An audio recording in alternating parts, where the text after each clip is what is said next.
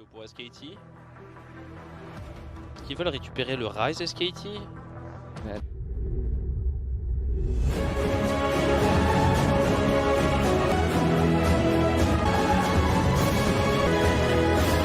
SKT contre Fnatic, match important tout de même pour les Fnatic Zab, parce que même si le véritable match qui compte, il se jouera face à RNG normalement en fin de journée, prendre cette victoire contre SKT, ça mettrait une énorme pression sur les épaules des Chinois, parce que ça voudrait dire que si Fnatic l'emporte à la fin, il n'y aura pas de tie-break. Ouais, il y aura Ce pas de sera tie-break. passage Fnatic. C'est étonnant. Oui, cette early game qui pour Bwipo, le flash-in de Bwipo. Ils le savent, hein, qu'il y a de grandes chances sur le bot side. L'agression de Effort sur Elisang. On va du côté de Elisang, ça suffira pas. Ce sera kill pour les SKT. First blood récupéré pour Effort Teddy. qui doit flash out également. La Reckless a tenté d'aller sécuriser ce kill. Elisang, Broxah n'est plus très loin. Effort qui est but. Et l'auto-attaque de Teddy qui prend le kill sur un Elisang qui avait flash out. Il y a eu des pings Fnatic, attention, ça y est. On lance le dive sur Bwipo, l'arrivée de Broxah. Broxah qui doit absolument sauver son coéquipier. Le body slam sur les deux joueurs SKT. Khan décide de all-in. Le blue de basse et l'onde sonore de Clid qui connecte. Le kill est pris par Clid et le kill directement. Clid va prendre sur un V1. Broxah n'a plus de cooldown. Si, il se retourne, body slam. Le baril, on en restera là. Comment Clid trouve cette onde sonore?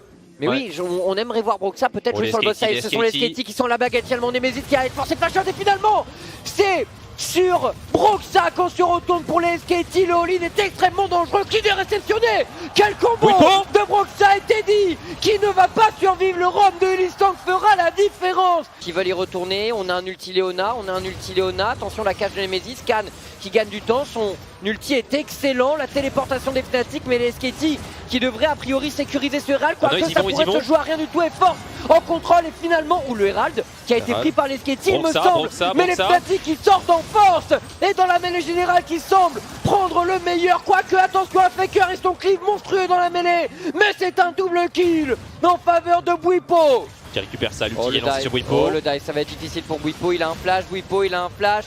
Les SKT qui alignent les dégâts, mais Khan qui prend d'énormes risques et Bwipo le flash out, attention, Bwipo est en chasse, il sait qu'il y a peut-être un double kill à la clé, très bon juke de Bwipo qui décide, c'était du taunt ça? Ouais, c'était du taunt. C'est du taunt, il est en train de BM, il essaie de les énerver. Faker sur Nemesis, Faker qui bait, Faker le Faker. Oh le burst de Nemesis qui réceptionne Faker. Il avait fait exploser les RNG sur un temps de jeu identique la semaine dernière. Ouais, Effort qui se retourne, mais on ne trouvera pas une très bonne engage pour Effort. Elisang qui se loupe aussi, mais ah non, en deuxième temps ça passe. Attention, Faker, il n'y a plus l'ultimate. Il n'y a plus l'ultimate, il n'y a plus de cache du côté de Nemesis. Et l'arrivée de Khan, Faker dans la mêlée, Faker, les dégâts sur Faker qui tombe. Le burst est monstrueux, attention, Khan qui passe également au travers des rangs Fnatic, mais qui se retrouve pris au piège par la cage de Nemesis. Khan tente de donner tout ce qu'il a, mais les Fnatic sont plus forts dans cette teamfight. Sur Faker, l'ulti sur Faker, il est dans le shroud, le body slam c'est récupéré, le kill. Les dégâts, ils ont énormément de dégâts en zone les Fnatic. Sur la cage, est-ce que Teddy peut faire quelque chose? On va aller peut-être chercher ce Alistar. Bwipo lui concentré sur l'objectif, concentré sur la tour. Nemesis qui vient chercher le support, attention aux Fnatic, ils sont enfermés. Mais oui, mais ça passe, Elisang la stopwatch, Bwipo qui va reprendre l'agression, Broxah qui tente de courir, attention. Cet endroit peut être dangereux, mais la couverture des Fnatic est excellente et ces cages de Nemesis empêchent la téléportation les SKT d'avancer. La téléportation de Faker, ils sont tous le HP. Attention à la punition. Il peut pas, attention au SKT time, ça passe pas cette fois-ci. Il savait, attention la menace, il y a déjà un fight effort qui est overextend. On va le faire tomber, Nemesis, c'est monstrueux dans cette game. Attention, Faker qui est obligé d'utiliser son ulti pour disengage, une arme de moins dans l'arsenal SKT. Les Fnatic sentent que c'est le moment d'aller chercher un Baron Nashor, 14 kills à 5 pour les Fnatic. Les Fnatic toujours en chasse, Broxah un ulti, on trouve du ralentissement et le CC pas sur Clid qui est exécuté. Les Fnatic enchaînent, rien ne semble les stopper, on retrouve l'équipe qui était excellentissime. Attention Teddy directement, la cleanse, mais il est réceptionné par un ultimate d'Elisang, il va tomber, c'est terminé. Faker l'ulti, la Gunblade, Bwipo va tomber sur ce coup-là. Bwipo qui tombe, mais ça n'arrêtera pas, je pense, les Fnatic. Ils prennent une nouvelle T2, bon ok, ça les arrête là-dessus, mais... quelle avance pour eux, et très franchement, on voit quand même très mal comment les SKT pourraient se relever de ce qui vient de se passer ces 5 dernières minutes. Ouais, c'est très compliqué. Il y a un truc à noter quand même, c'est un choix extrêmement risqué mais qui est très rentable. C'est ils ont un dragon des nuages déjà, les Fnatic, et en plus Nemesis prend un Medjay, et tu sais quand la Medjay est au-dessus de 10 stacks, tu cours plus vite. Regarde sa vitesse de déplacement plus le Glacio. c'est hyper compliqué en fait pour les SKT de se sortir de cette zone parce que tu te fais stun par les Leona et on a vu par exemple Teddy qui, même avec tous ses cooldowns, peut pas vraiment s'en sortir.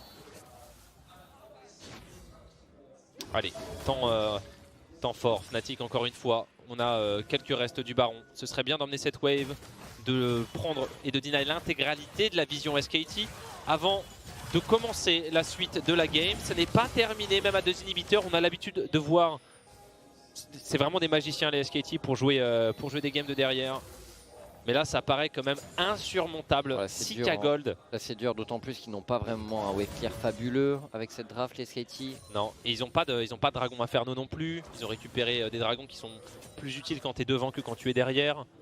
Dragon des montagnes, si tu vois pas une tour et un baron, il te sert vraiment à rien.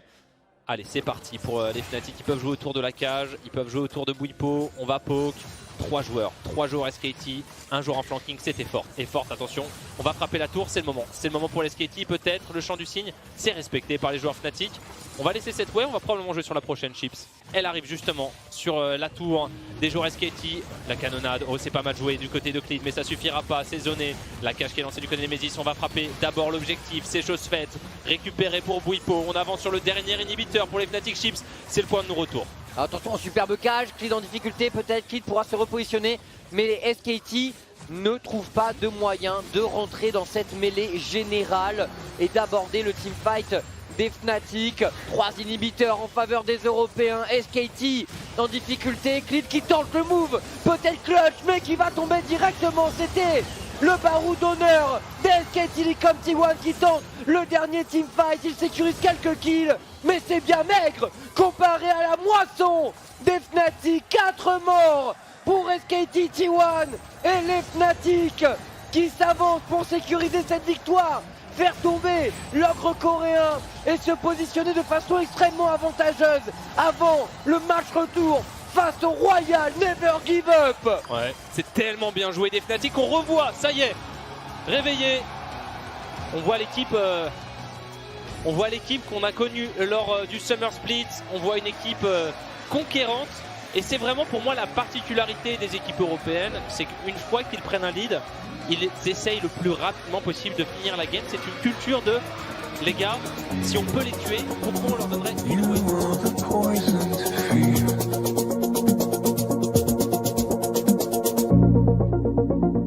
Comet across the midnight sky. I am still here.